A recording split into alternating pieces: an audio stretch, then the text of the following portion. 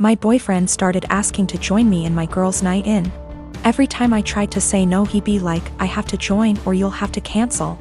It made me and the girls miserable having to sit there with him in the middle. This past Friday he insisted to join us again. I had enough. I came up with an idea to get him to hate hanging out with us. Made a plan and told the girls what we were going to do, and they were down for OT. The girls came and my boyfriend immediately sat with us and started ruining our conversations by steering them towards him / his work / his achievement. So here's what I did. I started bringing up gross / embarrassing subjects, and the girls were eating them up by talking about them in details.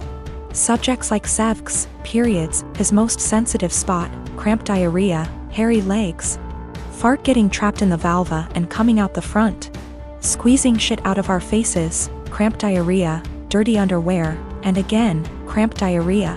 We talked about this stuff in boring details, like, I could feel his discomfort without even looking at him. But God, when I turned to see why, he got quiet suddenly. He was getting red in the face, and had sweat all over his forehead. I bet he found himself unable to relate to this subject, thus couldn't take part in the conversation. He got up from the couch ready to head out. I looked at him and asked where he was going, and he was like, I just remembered that I have an important meeting with a guy in about 10 minutes and I have to go now. He rushed out telling us to have fun. The girls and I started laughing hysterically. He came home and berated me, saying I made him feel uncomfortable / sick with the horrible subjects I kept bringing. I said, "What you talking about? This is the typical stuff girls talk about all the time," but he insisted I made him upset and caused him to leave. He declined to speak to me and been quiet since then. This is his apartment. He tells me who is and isn't allowed to come, and I thought this was fine since it's his place. Though I help with the bills, but he makes so much more as the head of security in his company, so that's that. I just can't believe how dense and blind I've been to his negative ways. He's still giving me the silent treatment, and I've decided it's just a lot to take. And so I'm temporarily moving in with one of the girls and will now be definitely reconsidering few things.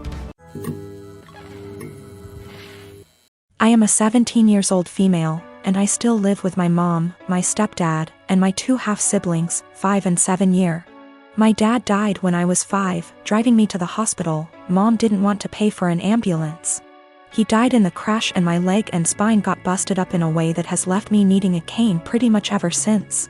My stepdad's always been a little distant with me. He likes to make jokes about how I'm an early blooming black widow. I think he gets that from my mom, who blames me for my dad's death. I do too. It is my fault after all, so I don't push back on it.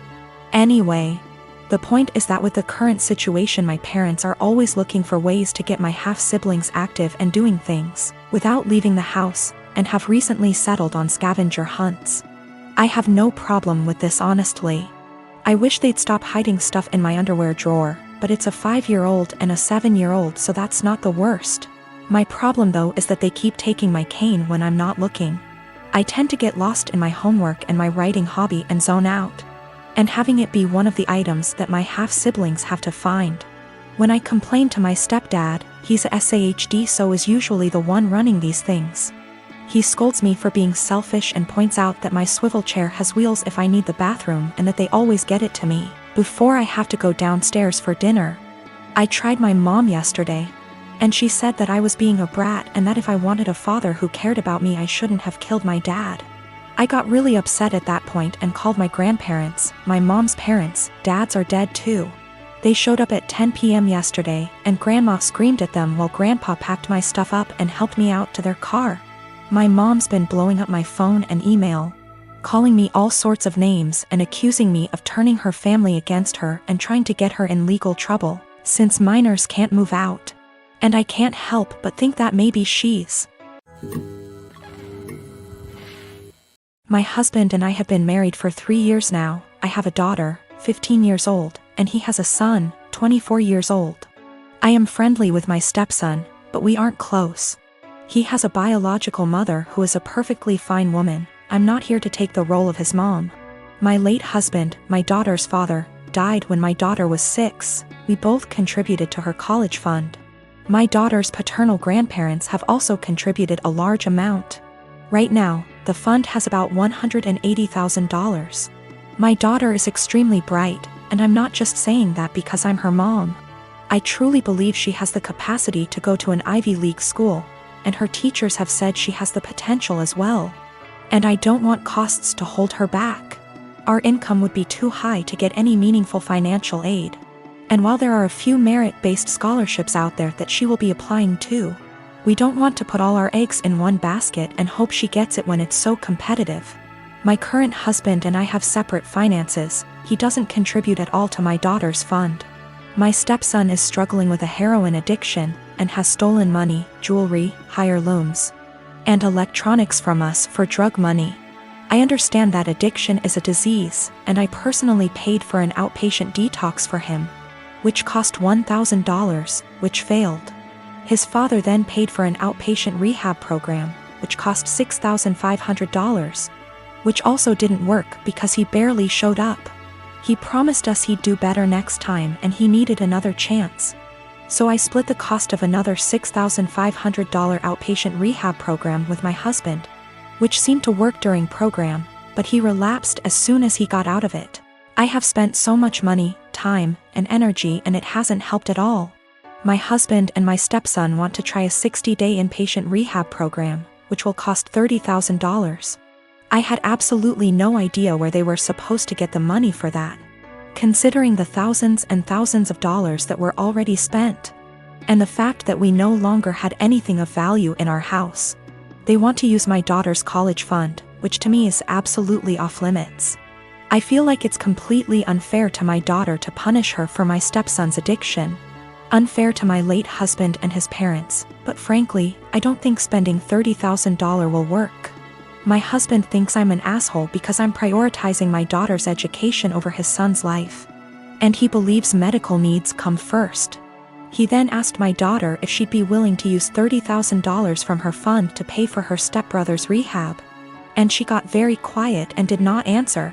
He then got very upset with her and said she was being selfish. My daughter later told me that she didn't want to give her stepbrother the money, but she felt so guilty.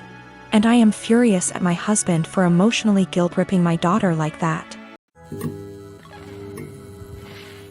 My girlfriend, Rose, and I have been together for 4 years and she is 5 months pregnant with our first child. My mom seemed to really like Rose, or at the very least tolerated her, but after we announced that we were expecting, something definitely switched in her. She has become extremely rude and disrespectful towards my girlfriend. She makes passive-aggressive comments at every chance she gets. I've had to take a step back from my mother until she fixes her behavior. Rose had gone to visit her family who lives far out of town. It was a very last-minute trip, and she drove herself to the destination and back. Unfortunately, at around 6 p.m., her car broke down and she was forced to pull over. Fortunately, my brother, Chris, who's great with cars and lives about an hour and 1/2 from where Rose was stranded, was willing to pick her up and sorted everything out. I was out of the country, so I'm grateful that my brother sorted everything out for her. Chris moved back in with my mom about a year ago. Obviously, the situation wasn't the best, especially considering the tension between Rose and my mom that exists for no particular reason. But I hoped my mom could put her pettiness aside for at least a night. It was too late for Chris to drive Rose back home, so my brother told her that he would drive her back tomorrow morning. An arrangement that my mom seems to not like, but one that she managed to keep her mouth shut about, my girlfriend tells me. Rose helps prepare dinner, wash up, and actually engage in a decent conversation with my mom for the first time in ages. However, they mostly avoid each other. Chris goes to bed earlier, leaving my mom and Rose. My mom lives in a 2-bedroom apartment, and since both bedrooms were taken, Rose assumed that she would be sleeping on the couch. She apparently assumed wrong. My mom gives Rose the thinnest blanket ever and basically screams at her, telling her that she has to sleep on the floor to not ruin her couch. She tells Rose to make do with the pillows on the couch and the blanket that provides zero warmth. Rose thought about protesting, but ultimately decided against it. According to Rose, my mom kept opening her door to check if she was sleeping on the couch, so she couldn't even try to sleep on the couch. At 5 a.m., Chris found Rose on the couch and let her sleep on his bed. He ended up telling me, but told me to not make a big fuss out of it. I did the exact opposite. I called my mom, very angry, and told her that she was disrespecting her so badly. She tried to defend herself by saying that she didn't harm the baby and it's okay for pregnant women to sleep on the floor. But I refused to hear any of it. Chris agrees with me, but told me that I shouldn't make it a fight. I feel like I'm losing my mind.